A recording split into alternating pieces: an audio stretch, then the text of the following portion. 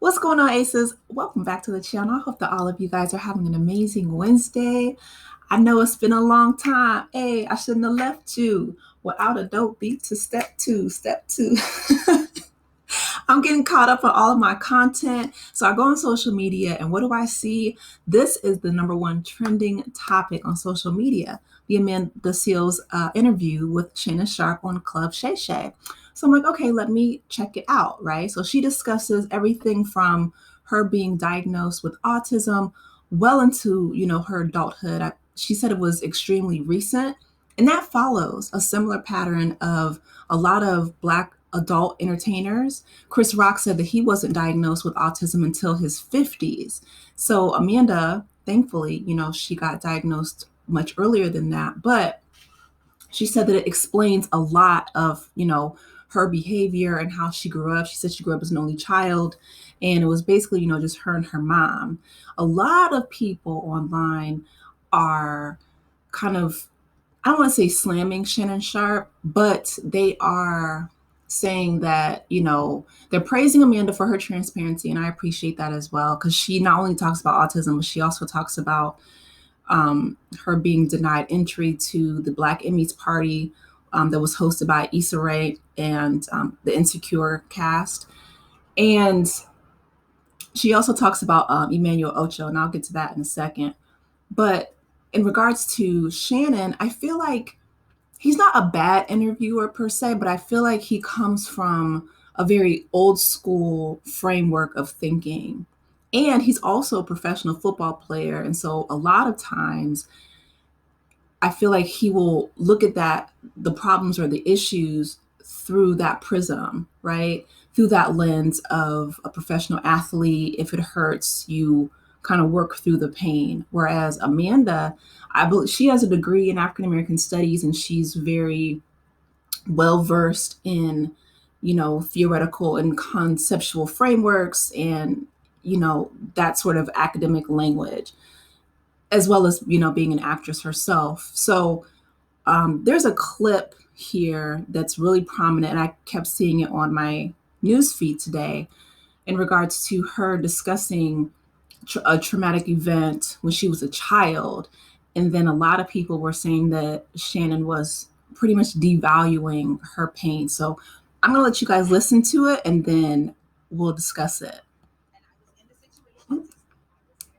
Black girl. Okay. And there was a whole crew. It's like 12 of us. And so I was called an N-word right there while I was there. And I was also bullied while I was there because I was told that you're only here because you're Black. You can't really dance. You're just here because you're Black. So don't get any ideas. So that's what I'm being told by the other children. Does that suffice as racist to you, or would you want to call it something else? Is that just kids being mean? The kids. So let me ask you a question. As a child, you never said anything derogatory? You was just this model citizen as a child? I mean, children. Now, we're talking children, not functioning adults. Now, if you told me adults, parents were telling you this, or the execs or people that are in charge of Disney are telling you this, I could agree with it. But at 89, you're probably 8, 9 years of age. Maybe younger. So you have no problem with the children that were cursing out Ruby Bridges and the Little Rock Nine? Do you think that was just them being kids? Two things can be true. Kids can be kids and not function as an adult, and things can be wrong. And sometimes when kids say things, they're repeating what they heard their parents say. They don't know it's wrong. So what about the children who are receiving it that know it's wrong? Does that not matter? Yes. So if I'm 10 and I'm receiving that treatment and I know it's wrong, does it make my experience of it less? It doesn't make it any less valid. No. So that's what we're here to talk about. My experience. Yes. So my experience is that I experienced that and it was difficult. So that's the valid part of this. I'm not here to protect those people because it's irrelevant. And I was in the. Okay, and she's absolutely right. Amanda's standing on business, and I'm proud of her. I feel like a lot of times, especially little Black girls, like our pain is invalidated or minimized or dismissed. Unfortunately, Shannon Sharpe, I feel like he's conditioned, and maybe that's a survival tactic, because he was raised in the the Deep South, the rural South, actually. I remember him saying on one of his interviews, it may have been with Cat Williams, but he said that he didn't take a shower indoors until he went to college or the NFL, like until he was an adult, right? It was always outside, an outside shower and an outhouse. So, he knows firsthand what it means to deal with the violence of poverty, to deal with racism in the South. And you can see him kind of retreat a little bit. And I feel like that might have been triggering for him, or maybe like a wound that wasn't healed. But I'm glad that Amanda said what she said. And I feel like, she has that range of that language and complexity and all that stuff to talk about her feelings.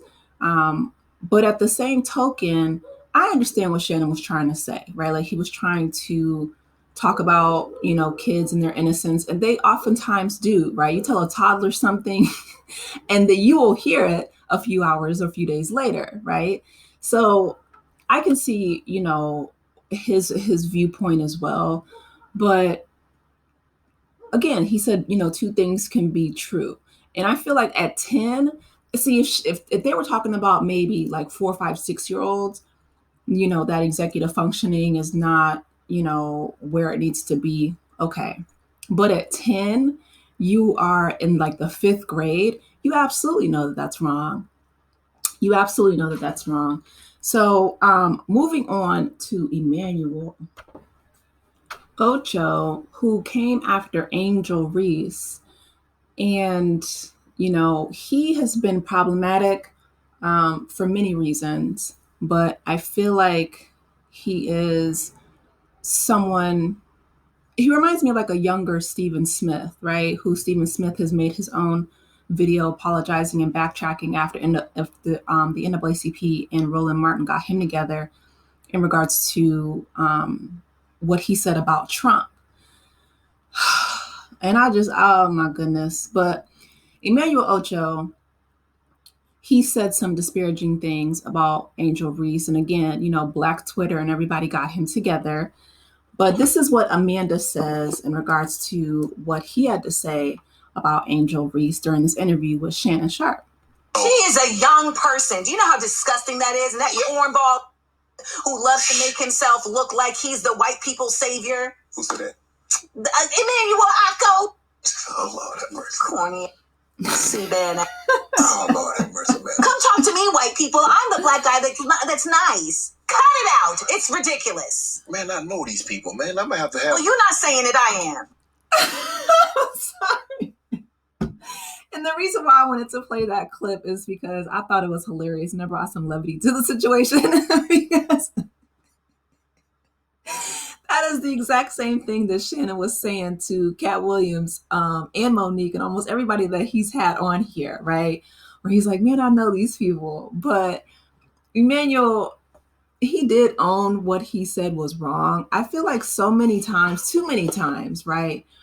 The special blend of misogyny and racism, titled aptly Misogynoir, that's specifically, reserved for Black women, is because a lot of times people are conditioned and socialized to believe that Black women are, I guess, the lowest at the social hierarchy, everyone's punching bags, they won't fight back, etc. But now in the era of social media, a lot of that has flipped. And, we as a collective were a lot more powerful than people realize. I feel like these lessons are becoming more and more prevalent, which is one of the reasons why I feel like TikTok is being banned. And I'll make a whole separate video about that because I don't want to go too much on a tangent. But social media is a powerful medium.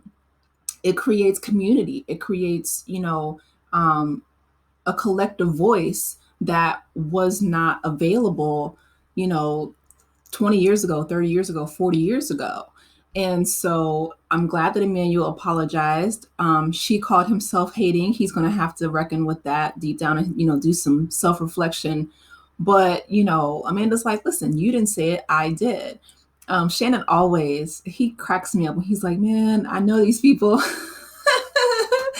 But listen, he didn't say that she lied, right? Cat Williams said the exact same thing. You know, Cat was like, listen, you have an unnatural alliance to losers. It's not like you, right? When he was calling out people, he didn't lie, and neither did Amanda. So anyway, I wanted you guys to hear what she had to say. I think that I really hope that she has the opportunity to get to a place where she is not looking for external validation from anyone, that she is, doing the healing work within herself. Now that she does have her diagnosis, that she can move forward and navigate the world with that knowledge, and let that, be powerful and self-empowering, and that she can, have a tranquil, blissful, lovely journey on this earth, which I wish for everybody, right? Self-fulfillment and happiness and all of that good stuff. So, and then Shannon, of course, his his channel is blowing up. And so I wish him nothing but the best as well. But yeah, you guys, let me know your thoughts on the Amanda Seales interview. Please be sure to like the video, subscribe to the channel if you have not done so already, and I will talk with you in the next one. Take care, Aces. Bye.